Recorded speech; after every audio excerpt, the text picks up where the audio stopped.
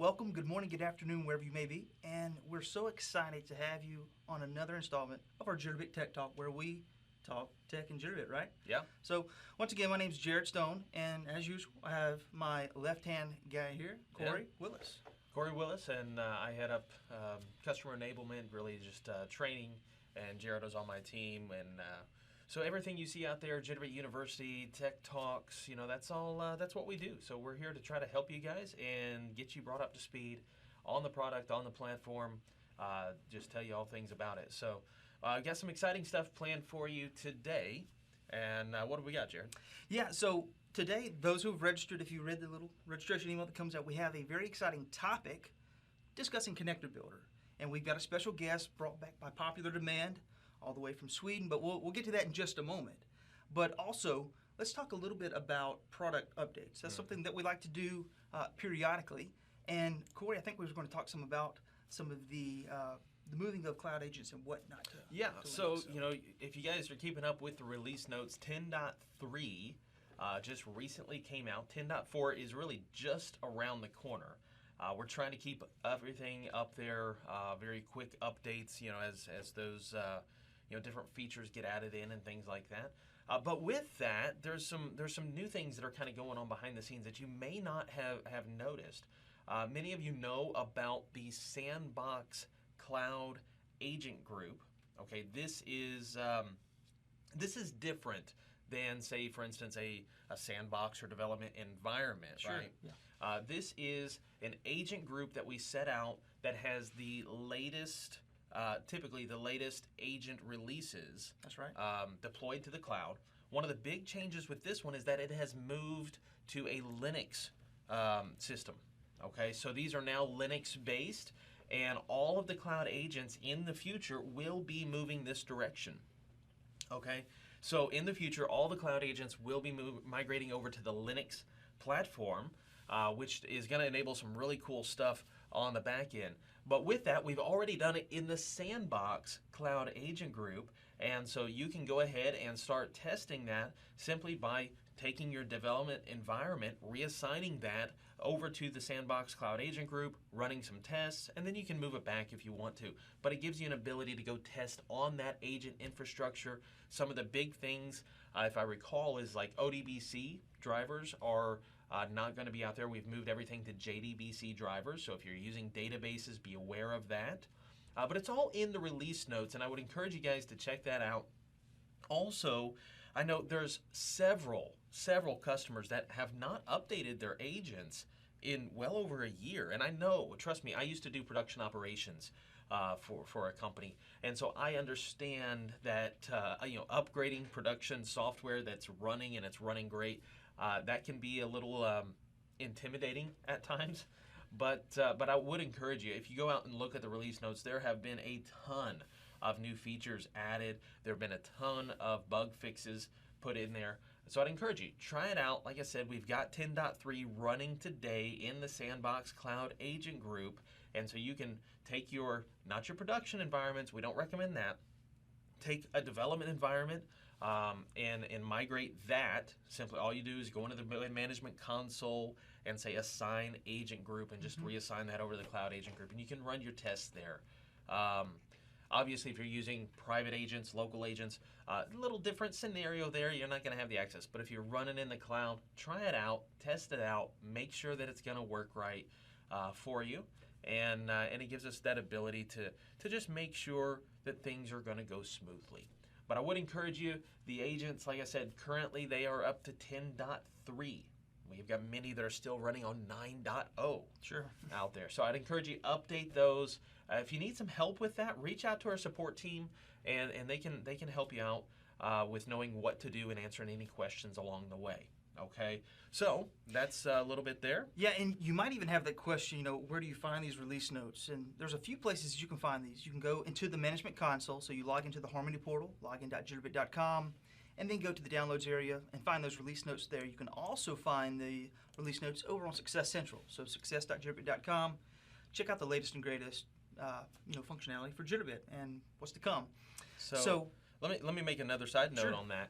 Some of you may be wondering, well, why do we do so many releases? Well, a lot of you know, and this may be a little segue into what we're about to move into, but a lot of you know we've released the new Jitterbit Cloud Studio. Okay, this is the new integration interface, the new designer out there. It doesn't mean we're getting away with the Design Studio, the installable version. We're not getting rid of that at this point. There's not a foreseeable end of life date or anything with that. But we are releasing the Cloud Studio. It's going to enable some great new technologies that we're going to be able to implement. It is a nice modern UI, a lot of great things that are coming in there. But with that is a relatively young product, and so we are doing very quick iterations, hence the very frequent release cycle with that. But talking now about Cloud Studio. Yeah, so I think what Corey's getting to here, I hope I'm going to guess right at least, but it's going to be, a few, I guess in the last month or so, we've released a brand new course out at Jitterbit University, which is the Introduction to Cloud Studio. So for many of you, most of you probably are Design Studio users. And we have a course for those that have been through called Foundations, which is the very basic level of training for Jitterbit, right? Something every new user needs to go through. And we've essentially taken the bulk of that material and put it into the Cloud Studio format. So it shows you how to do the same thing. So it's the best of both worlds in a sense. So like Corey mentioned, if you're a Design Studio user, no need to worry that the Design Studio is still here. But for those that are interested and want to go out to Cloud Studio and check out this really nice, slick interface and functionality on top, that's great. You have the ability to do that. So feel free to go check out, that course over at Jitterbit University. If you don't have access to Jitterbit University, reach out either to your partner representative, your alliance manager, or your customer success manager. Either one of those people can get you the information, the enrollment key that you'll need to get registered and start your training experience, for sure. Okay. Was that right? Yeah. So okay, I cool. believe it's time for our guest introduction. Yeah. So like I said, we have all the way from Sweden our integration architect, George Jeffcock. So George, how's it going? It's all right. You can see me clearly? We've got you on screen, George. We do. Oh, okay. Excellent. Well, I'm happy to be back for a second time and can't wait to get started. My background, I've Jitterbit for 3 years, and my favorite thing is being able to enable people to use the tool efficiently. And my current title is Enablement Manager in Europe. Awesome. Well, I think this is probably a good point just to kind of hand it off to you and kind of give everybody, and maybe start with just a brief introduction to Connector Builder, because some people may have played with it, some people may not have. What is Connector Builder? Well, I'll quickly go. Can you see my screen also? I'm sharing my screen. We are pulling that up now. We've got your screen on. Okay. You should see some slides here. It says Jitterbit Tech Talks. What today we're building on what we've done before. And so I'm going to show you today Design Studio working with Cloud Studio with a connector that we've used with our no-code connector builder. So taking the pain out of using maybe an HTTP generic connector and being able to package it up and allow others to use it in a sensible way, in a repeatable way, because you've done your learnings, and so that is not lost. But this is definitely building on what we've done. So definitely have a look at our previous tech talks, especially Cloud Studio one, and we've done it. I think we've done some on pass-through sources, global variables. All what you're going to see today is we're going to build on what we've done before. And to help and talk about what was just mentioned, I'd like to say that on the right is Cloud Studio, on the left is Design Studio. And if you see, they're very, very similar. And so don't feel intimidated by looking at Cloud Studio.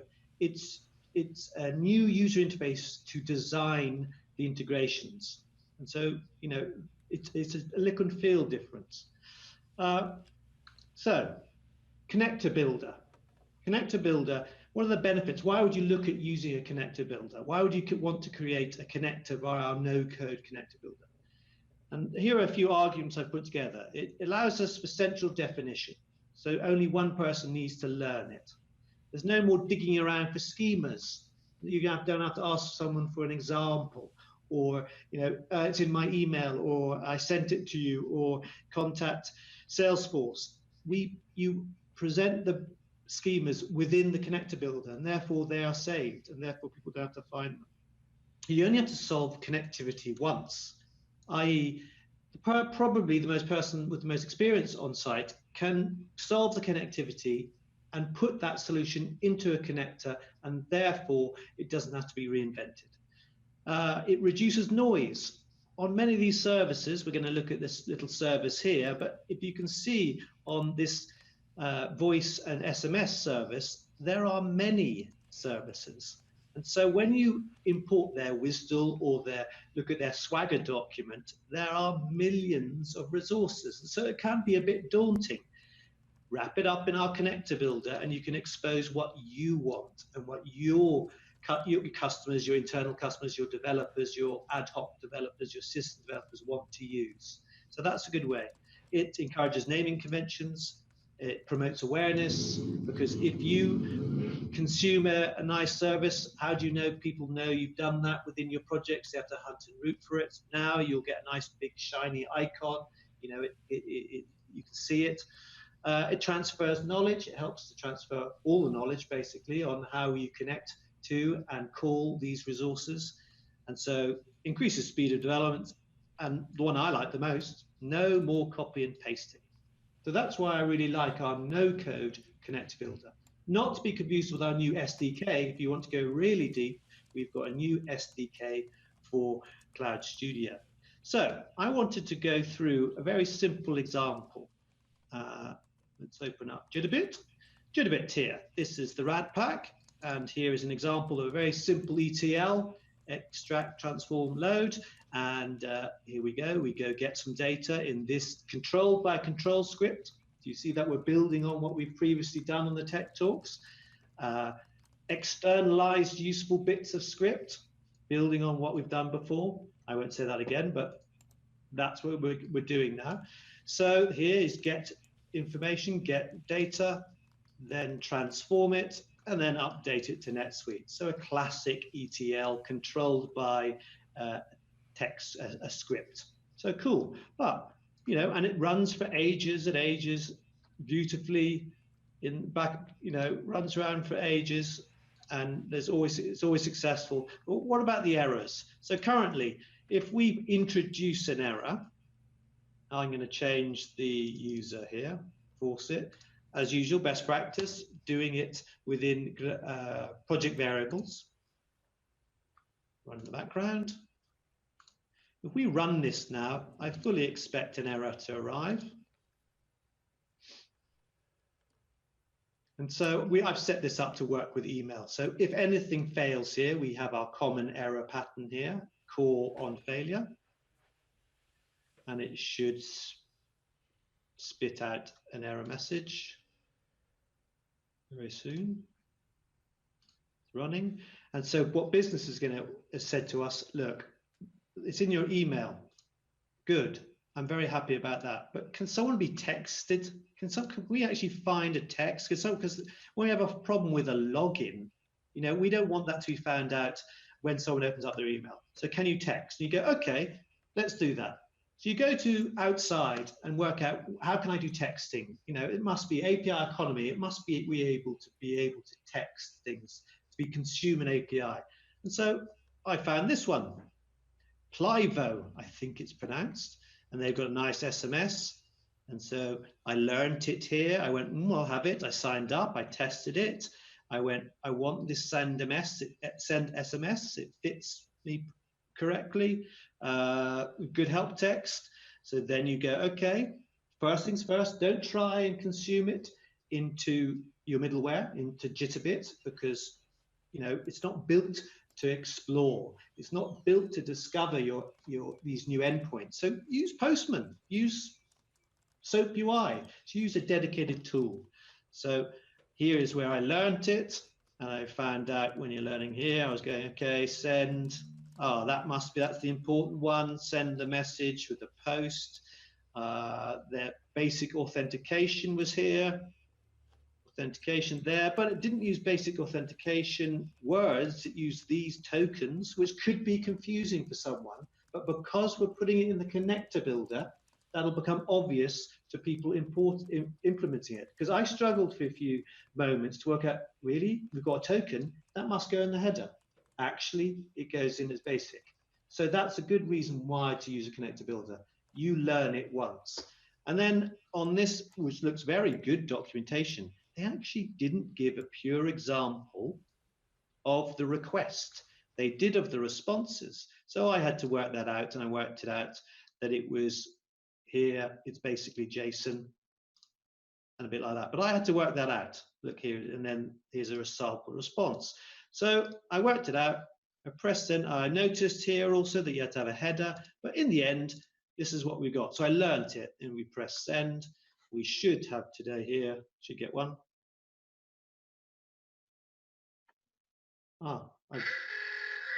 There you go. That's what we want to look for. So there's the text that came in. Right, so we've learned it. Also, it's a very good idea here to learn what is an error, you know, and there's the error. So what I did, I kept what was the payload here, and a mixture, importantly, a mixture of successful and error, because that's what we're going to be able to pass what comes back from our connector to see, check for errors and check for success. So that was too important that you have to do for both. So basically, we've learned it now. So now we go into the nice fun bit in Cloud Studio. Good guys, how long do we have time? 10 minutes? Mm-hmm. Cool. Yeah, so we're still doing good on time there. We've probably got another 10 or 15 that we can dedicate to this. Okay. Right, so let's go into my favorite part. Let's go into Cloud Studio. We're going to create a connector first. I'd like to actually talk about, while it loads up, the difference between no code and low code. They aren't to be confused. Our design studio and Cloud Studio is a low code solution, i.e. we've created objects that actually encapsulate logic and you string them together. That's low code, and you add scripts to route it around. Whereas this is a no code solution. There is no coding. So they are different. There's lots of articles about this currently. So this is our no code solution, and you're going to see a lot more no code out of Jitterbit. Here we go. Cloud Studio.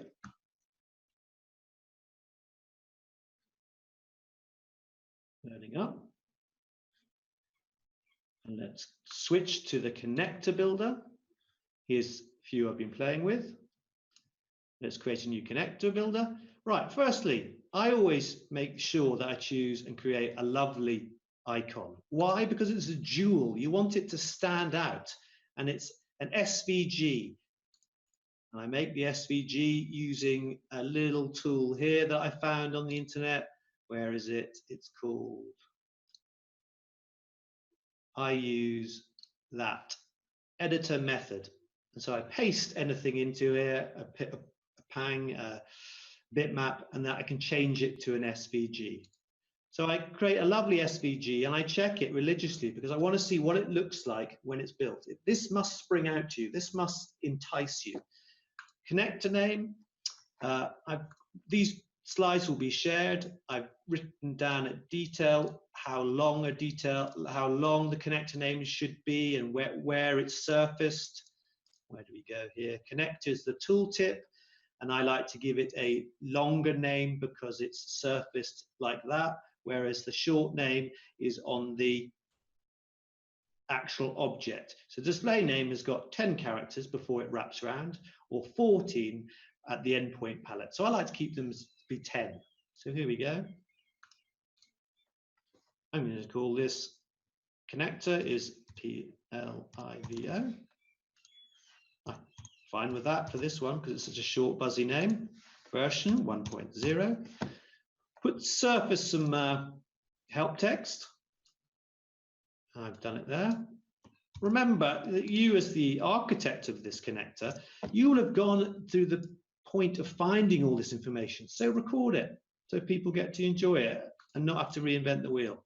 Next stage is we choose, authentication. And so currently OAuth is coming, but you can do API key tokens on this by choosing anonymous, but we're going to choose basic because of this particular example uses it.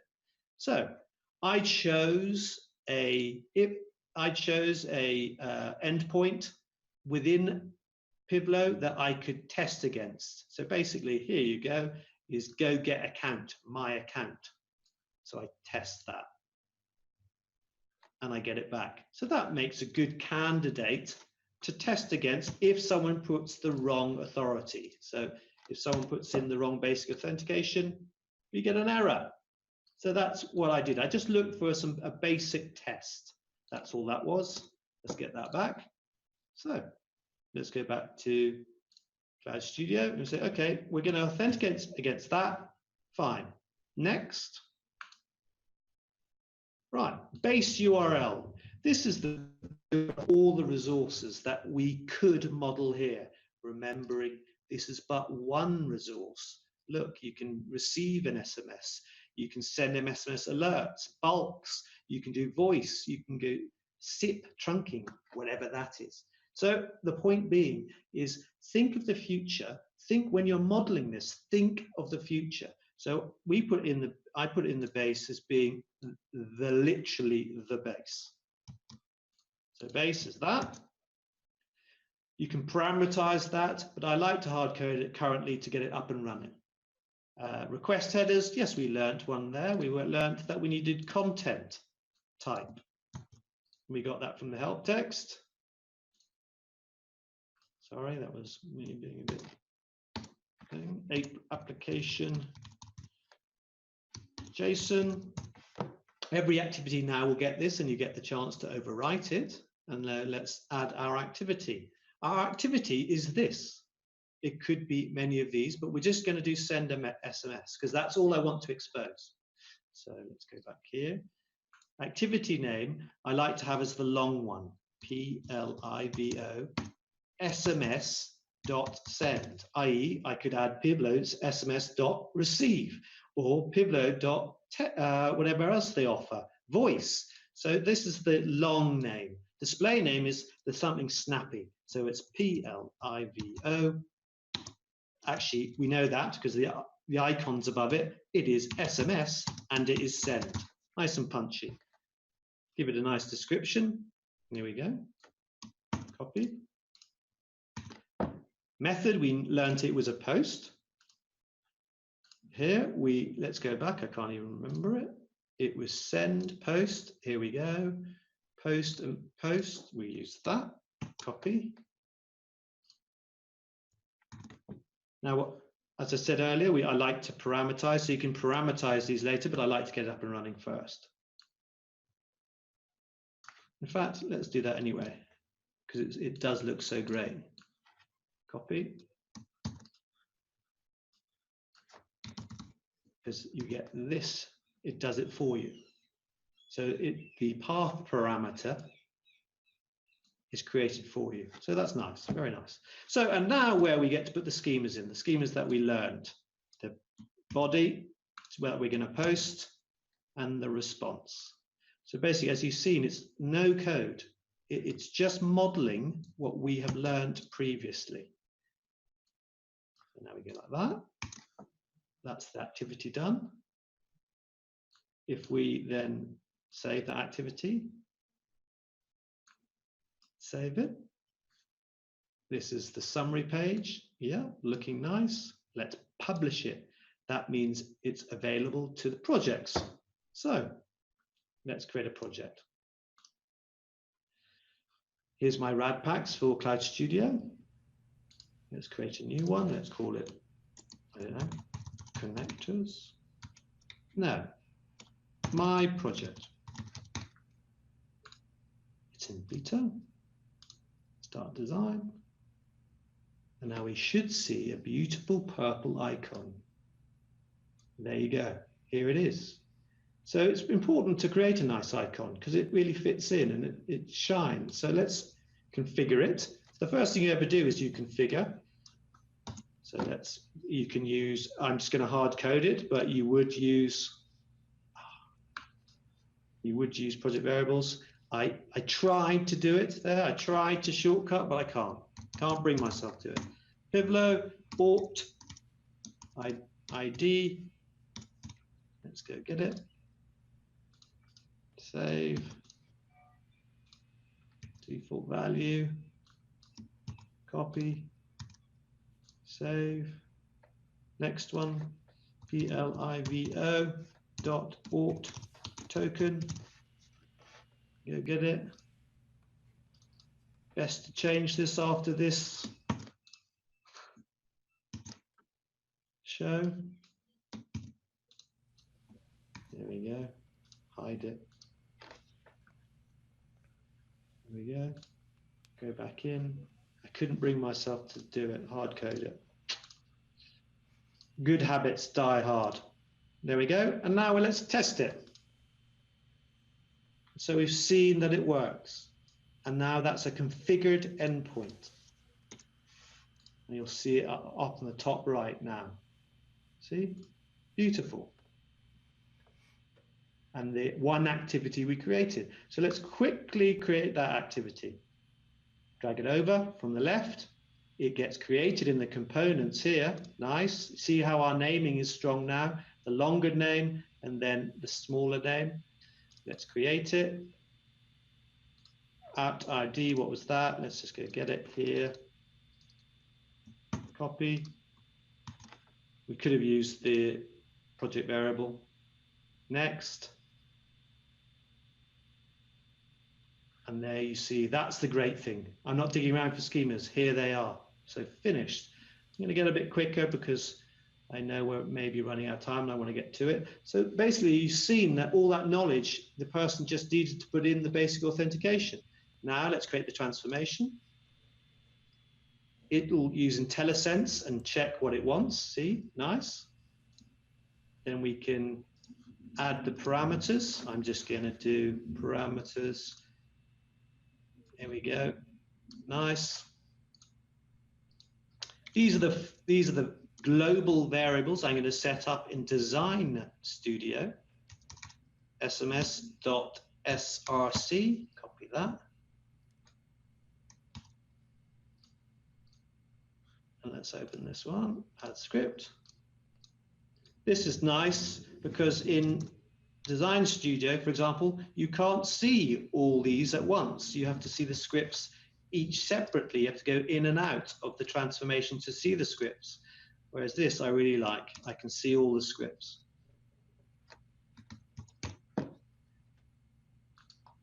As a side note, this is an inaugural product, Cloud Studio, and that's the best time you can change a product or influence it. So bring in your ideas. PLIVO.sms.send. Nice name. Give the transformation nice name. I forgot that. Up here.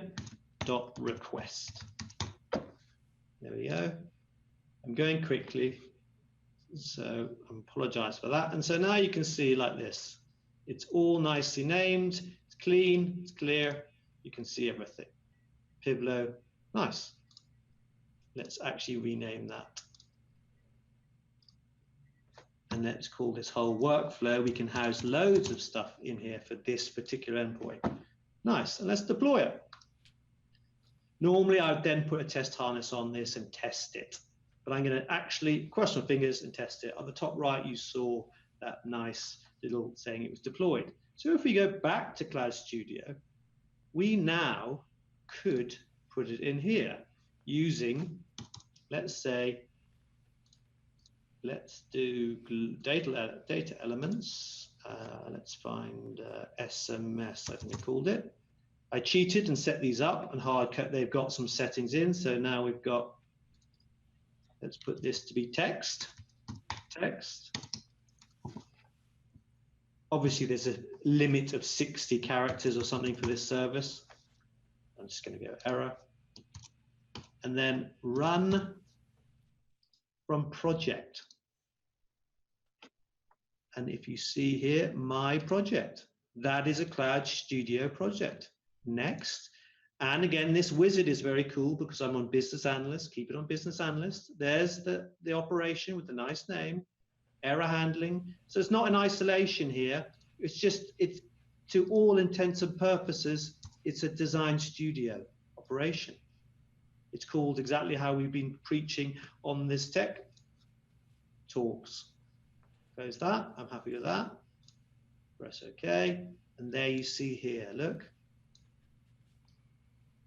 Nice. I think we can run that. We run that. And let's see if we get a text.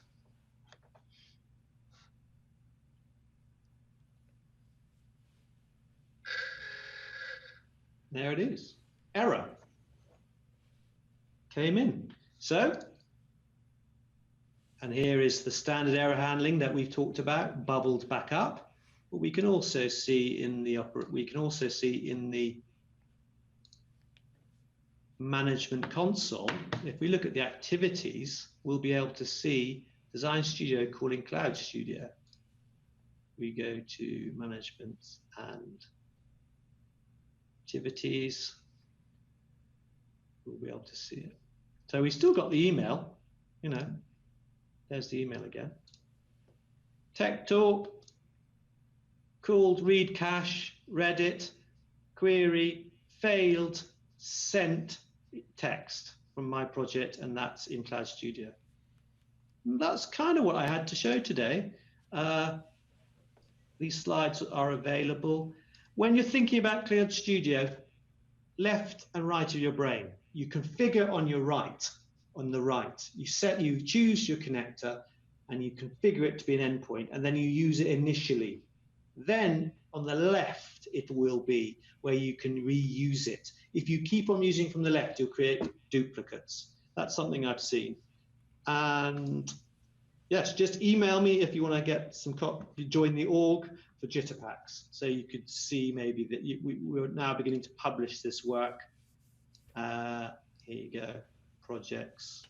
This rad pack is, you know, you can view it. Just email me. That was it, my friends. Well, awesome, George. Great information. And I want to take a minute and just kind of recap a few of the things that George just talked about there. And again, George, thanks so much for the presentation there. I think a lot of people got a lot of value out of that. And also, once they come back and watch the video later on. But there's really a few major things there that you covered that I want to reiterate. One is really just the simplicity of that no-code connector builder. Now, this is for those, I hate to say simpler, but really those simpler endpoints, which is most of these REST, some of the SOAP systems that are out there, to where, like George was saying, guys, this isn't something where once you go to use it, you have to bring in all of those different JSON schemas, all that different XML. You can build that into the connector builder. So you can have one person who becomes more of the expert on that particular endpoint, put that knowledge into the connector builder, and then everybody in your organization can have access to that in a much simpler way.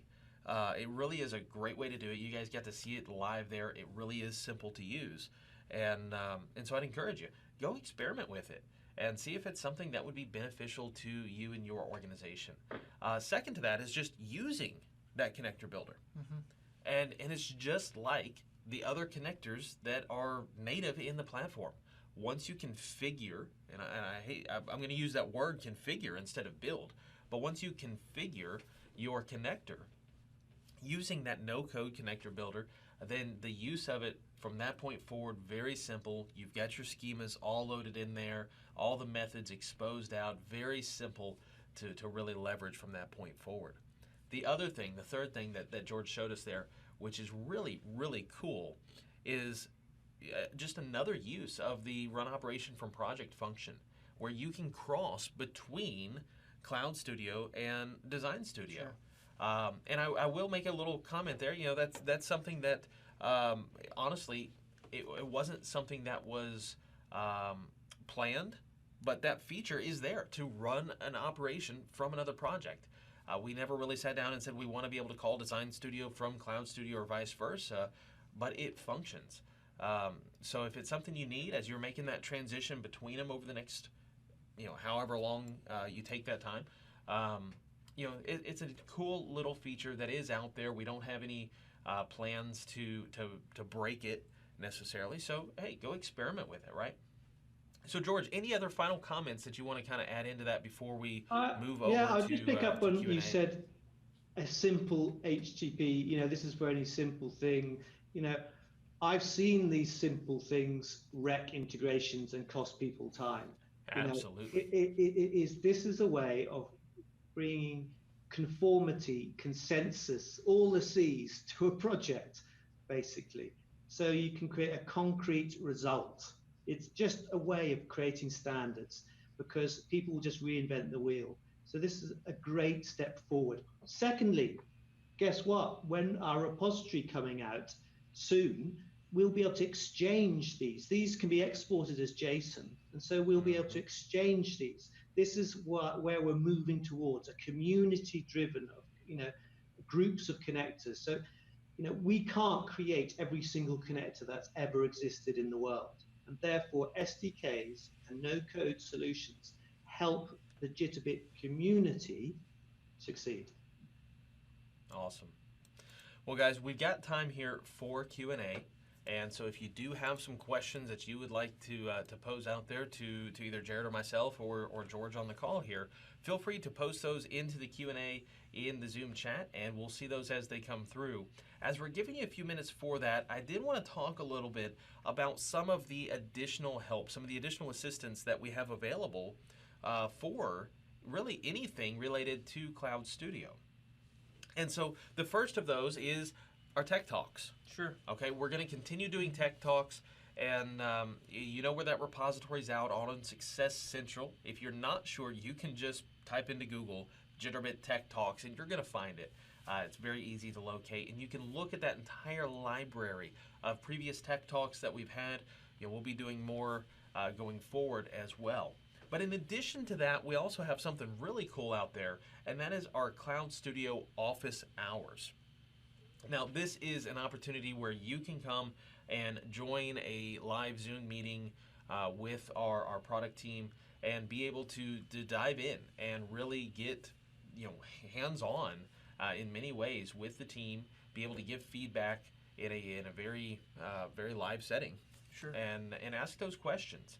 I'm going to send out some stuff for that, but if you're curious particularly for that, if you haven't seen that information, those are on Tuesdays, Wednesdays, and Thursdays of each week at 8:30 Pacific time. 8:30 Pacific time, Tuesdays, Wednesdays, and Thursdays, and we can get you the link to the Zoom and the password for that if that's something that you are interested in. In addition to that, another thing that we have is a dedicated Slack channel. So if you are an avid Slack user and would like to leverage that to contact our team, you can do that as well. And so I can, again, if you're curious of that and you want that information, just send us that over in the Q&A and we'll get you that direct link. But it's cs-early-access.slack.com is the Slack channel there that you are welcome to leverage. One last thing that I'll mention here, we do have a readiness assessment team to assist you with evaluating if it makes sense and how to begin to navigate a migration. If you're sitting there going, you know what, Cloud Studio does what I want it to do. I've got a few things in Design Studio and I want to see if that'll migrate, how it'll migrate. I want kind of some hands-on with that. We can help you with that. We've got a team ready for that. It's our readiness assessment team. And they'll take a look at your projects and really help you navigate that process. Again, guys, let me reiterate, Design Studio, it's not going away. So if you're happy with Design Studio and you're using it today, don't feel like you've got to really reprioritize things and make migration to Cloud Studio a top priority. That's not the case. Design Studio is not going away, but Cloud Studio is going to have some great new features as time progresses here that you may want to take advantage of. What George showed you today is one way that you can do that without doing a full migration at that particular point in time. So some really cool stuff out there. Well, let's see. Do we have any questions that have come across? I'm not really seeing any. Nothing yet, and we'll give a few more minutes for that. But while we're waiting, we're all about next steps. We talked about this a little earlier, but I think we have something we can throw on screen for you all just to see visually there. But Success Central, we say it every Tech Talk, but it's really, really important. When you do have those questions that come up, maybe issues within your integration, Success Central is going to be a great place to go to find loads of documentation and support. Now, obviously, if you can't find it there, reach out to your support channels or reach out to us if it's training related. We'll be more than happy to help you. Jitterbit University, we talked about that. Loads of stuff out there that we're working on to get some new courses out. We have stuff that's already there that you can enroll in. And then the Jitterbit community. So for those that may be joining the Tech Talk for the first time, what is the Jitterbit community? Well, essentially it's just a place that you can go to cast your ideas, and then others can vote on that. And let's just say there's some feature set that is not currently available that you think would bring a ton of value to the Jitterbit platform. You post that, others vote on it, and then maybe it goes into production. Yeah. So that's a great place to do that. That ideas portal within the community, it really is a great place. If you've got those suggestions, things you'd love to see work its way into the product, it's right there in the community. Log in there and you can submit that in through the ideas portal. So, yeah, really some great stuff, guys. And there was one other thing I was going to mention with that, and it's escaping me at the moment. University, community, that may have been it. So we'll see there. If you do have training-related questions, you can always contact our team directly. Myself, Jared, Micah, Randy. You can contact any of us at training@jitterbit.com. It'll go into our queue. We'll get back with you and answer those questions. That's Jitterbit University-related stuff, Tech Talk-related stuff. Sure. If you need help beyond that, real technical help, into something in your project, support@jitterbit.com is the right channel there. So I think I saw a few questions come across. What do we got there, Jared? So yeah, we're asking for the Slack channel, which I'll send that over to you in just a moment here. And then we have another question that comes through. It says, is this only usable in the cloud? And I'm assuming they may be referring to... So yeah, let's talk about that a little bit. In Connector Builder, which was, I'm assuming that's what we're talking about. That was our main topic of discussion. That is currently only available, and as far as I know, it's only going to be available in the Cloud Studio. So in the Cloud Studio Designer, that's where you're going to find Connector Builder.